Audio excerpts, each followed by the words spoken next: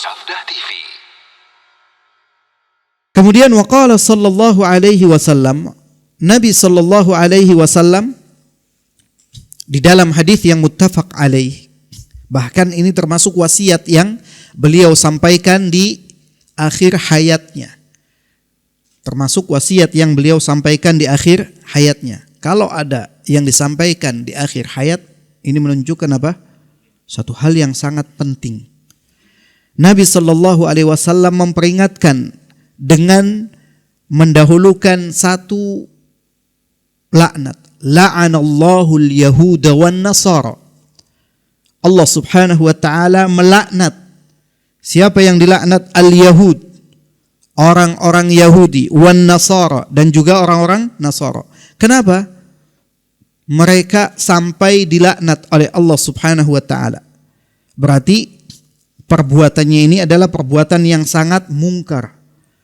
Perbuatan yang sangat mungkar sehingga perbuatan tersebut menyebabkan mereka dilaknat oleh Allah Subhanahu wa taala. Mereka dilaknat oleh Allah Subhanahu wa taala dikarenakan ittakhadhu qubur anbiya'ihim masajid. Mereka menjadikan kubur-kubur para nabi sebagai masjid. Dikubur nabi-nabi mereka sebagai masjid. Makanya Nabi sallallahu alaihi wasallam ketika hidupnya berdoa kepada Allah Subhanahu wa taala, Allahumma la taj'al qabri wathanan yu'bad. Ya Allah, jangan jadikan kuburku sebagai apa? Sebagai berhala yang diibadahi. Dan Allah Subhanahu wa taala mengabulkan doa nabinya.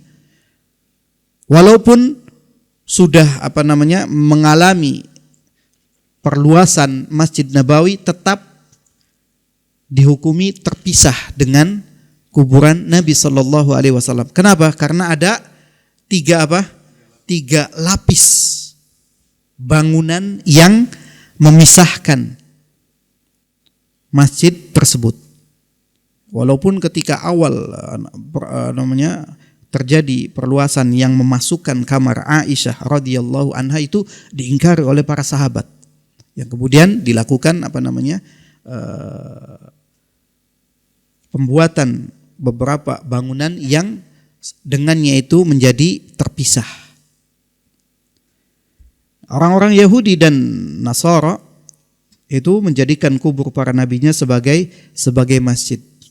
Dan pertama kali timbul kesyirikan ketika di zaman Nabi Nuh alaihissalam. Yang apabila mereka mendapati orang-orang saleh di antara mereka meninggal, maka mereka membuat apa? Membuat patung sebagai bentuk apa? Sebagai awalnya sebagai bentuk untuk mengenang jasa mereka, mengenang akan kesolehan mereka, sehingga mereka mengatakan bahwasanya dengan melihat patung itu kita kemudian timbul semangat lagi untuk beribadah. Di awal dibuatnya patung-patung tersebut tidak disembah, tidak diibadahi karena belum ada penyimpangan. Namun setelah berjalannya waktu, ilmu sudah mulai tergeser, orang jauh dari ilmu, banyak kejahilan, maka orang-orang yang melihat dahulu orang-orang tua kita, nenek moyang kita berada di patung-patung tersebut, dianggap sedang beribadah, sehingga akhirnya setan membisikkan kepada orang-orang di zaman tersebut dan akhirnya patung-patung itu disembah.